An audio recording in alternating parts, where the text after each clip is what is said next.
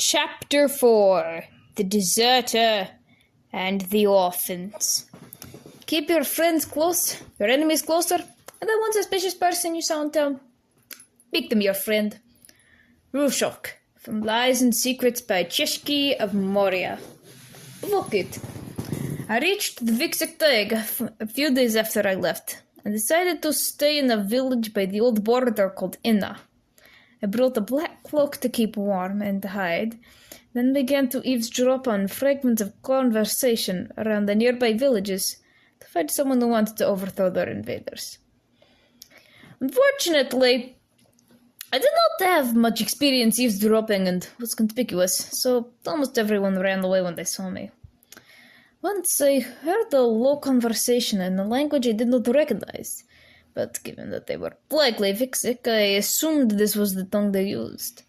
I could not understand what they were saying, but if they were risking talking in Vixic, they must have been conspiring against the Emperor. I looked at where the voices were coming from and saw two Vics were talking, one with a dark gold cloak and one with a dark red cloak. They took off their hoods to reveal brown and grey faces typical of Vixor in spring and summer. The first had lighter fur and curled dark grey tufts of fur on the side of her face.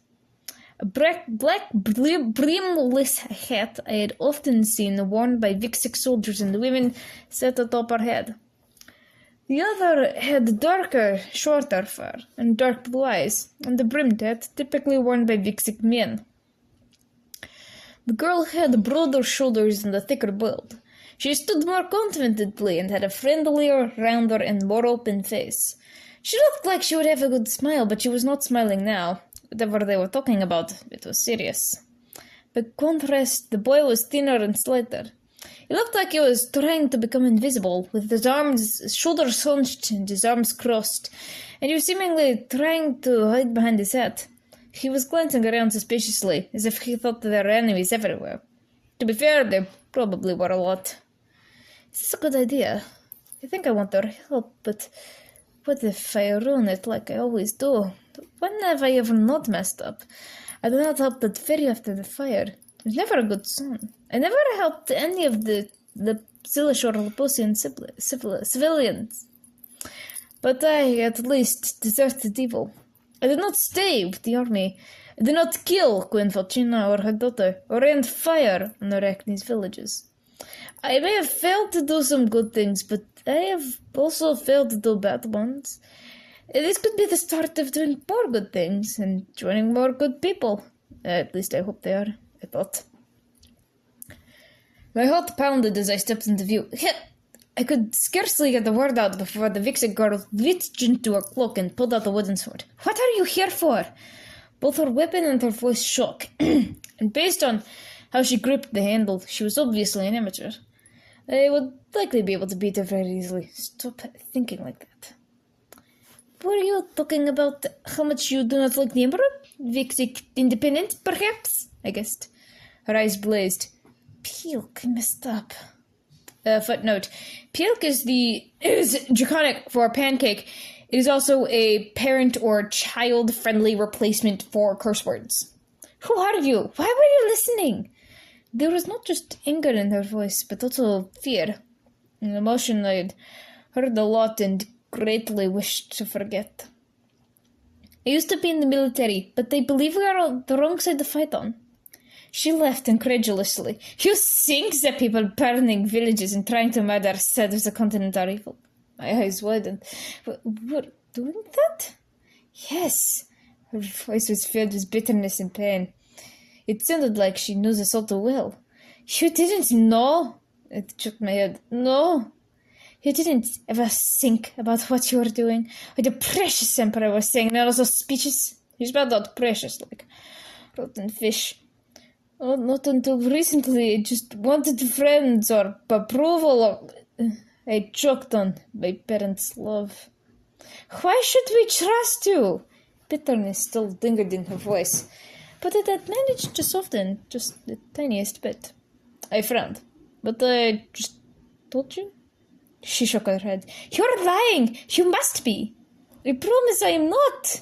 I tried my best to suppress my frustration. I still don't trust you.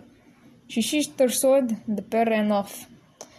As I wandered around, disappointed yet determined, I looked over my shoulder back at them, wondered if I would ever see them again. Sol, the cloaked dragon looked at us as we ran away. Maybe we should have trusted him. If he were telling the truth, we'd have an ally. If he wasn't, then we were dead. We made it to the cliff overlooking Inna before stopping. Should we have trusted him? Wharnka asked in Vixik. I don't know. He talks like a noble, but then Powatinan, so I must have supported him at some point. But if he's telling the truth, he's on our side now. He sounded nervous, but I don't know why. Maybe he was lying. Maybe it's because he deserted. Maybe he's a good actor. I think we should keep an eye on him until we know more. I said. She nodded. All right. But I still think we should just ask our friends. She rolled her eyes. I ain't gonna do that, and I ain't explaining why again. But what if someone figures out what we're doing and that they're our friends? They'd be more in danger than if we just let them in. I still ain't telling them, she snapped. I sighed. Fine, but this ain't bringing us nowhere. Put my hood back on and ran back to the village. I tried following the scent of his soul, but lost it among all the others. It was getting dark, so I returned to our cave and fell asleep to the too familiar sound of Wharnka crying. I wish I knew how to comfort her. The next morning, I set out to look for the draconic stranger again. I was on the outskirts of town when I heard a harsh voice somewhere close by. You there! Have you seen this dragon? He went missing about a week ago. I spun around, my hand grasping the hilt of my carving knife. It wasn't exactly the best weapon, but it was what I had. The stranger from yesterday was standing in front of a large dragon wearing the iron chainmail of a Synnisian soldier. Under his iron armor, I could see darker grey and black scales. Even though almost every bit of me told me to run, I stayed. I had to see this. No, said the stranger in a deeper voice. He was looking down, avoiding the soldier's eyes, and fidgeting. Inform us as soon as possible if you do. I will. The taller dragon left, and the stranger sighed with relief and relaxed. All right, just do it. Talk to him. Talk to the weird, suspicious stranger. How hard can it be? Wharnka does this all the time. Just do it. Hello? My heart pounded. Are you the Vix from yesterday? Yes, we want your help, and if you're trustworthy. I tried and failed to sound mysterious, resulting in me just saying it quickly and awkwardly. Why am I so bad at this? I can join you? He smiled hopefully. I nodded, then remembered he couldn't see me. Yes. He looked down. Your friend did not seem to like me. Oh, I had forgotten her harsh words yesterday. She was just scared. She don't mind if you're a good dragon. If you're a dragon, as long as you're a good one. He smiled gratefully. Spasit! Footnote, spasit is the draconic word for thank you. He followed me to mine in Wharnka's cave. We hadn't gotten a house after our old one burned down, so we were staying in this cave until we could. The silence is getting awkward. Say something. Was that soldier looking for you? What's that thing? So sorry. Did anything terrible happen to you as a child? That is worse, much worse. What is wrong with you? He looked at me, confused. Oh, yes. And yes. Oh, Wharnka makes this look so easy. He walked the rest of the way in awkward silence. Wharnka ran to greet us and hugged me. You are alive, she said. Yes, I responded. She let go. Can we trust him? I think so. I looked at him. It would be pretty hard to fake what I saw. Great, she turned to him. I'm sorry about yesterday. What's your name? Pavokit. I said the dragon. I blinked. Pavokit. What? Wharnka asked. He frowned. That is it? She frowned, looking a bit worried now. It? How can this be with your entire name? With how you should have at least 3. He shrugged. Pavokit is all I know of my name. I suppose the rest simply never came up. How did it just not come up? It is your name. He frowned. What would they be? Wharnka was definitely looking worried now.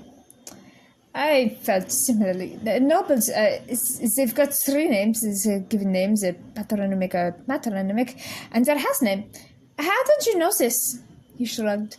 I do not know. What is the second thing you said? She blinked. He was a strange dragon. I thought that he was a spy. Usually it was the rich, educated types who supported the noble. And he sounded like a noble, but just not an educated one. Patronymic, it's how some names work. Draconic and Vixic and I think Arachnes. You take your father's name or your mother's name if you're a girl, and that Vit or Va, depending on your gender. We do the same thing, but we add son or not. Wharnka explained. See, Pavokin said. So, moving on from whatever that was, what can you do? Oh, he shuffled self-consciously. I was in the army, as I said earlier, so I have been trained to fight, but I do not like to. He looked down apologetically. I'm sorry. She shook her head. It's fine. You're a lot stronger than we are. Can you talk to people like a normal person? She added with a smile. Wharnka. She crossed her arms. I ain't wrong.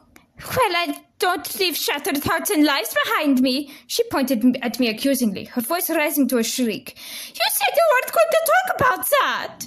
The two of us started fighting, and Pavokin had to pull us apart before we killed each other. Does this happen often? He asked. Yes, you ain't got no siblings? Wharnka said to him. We have a sister, he said. Then why are you surprised? I thought you was just listening to our parents. We fell silent, deciding not to ask. Pavokin let us go and landed. I was still angry about that comment, but it was true. Most of my conversation started with asking some weird questions, such as, did anything terrible happen to you in your childhood? Or, if the person began promoting communism, i.e. suggested Sharon. Have you ever been the mayor of a small town in post-third Tortellini War Sili? This is why half the village thought I was crazy. Footnote, the third Tortellini War was an Arachne civil war from 700 to 710, which started when the northeastern provinces of Syli, Antane, and Vita tried to secede. Despite its namesake of pasta, it was brutal and bloody and led to a long period of difficult times for the rebellious provinces. They also became strongly communist after it ended.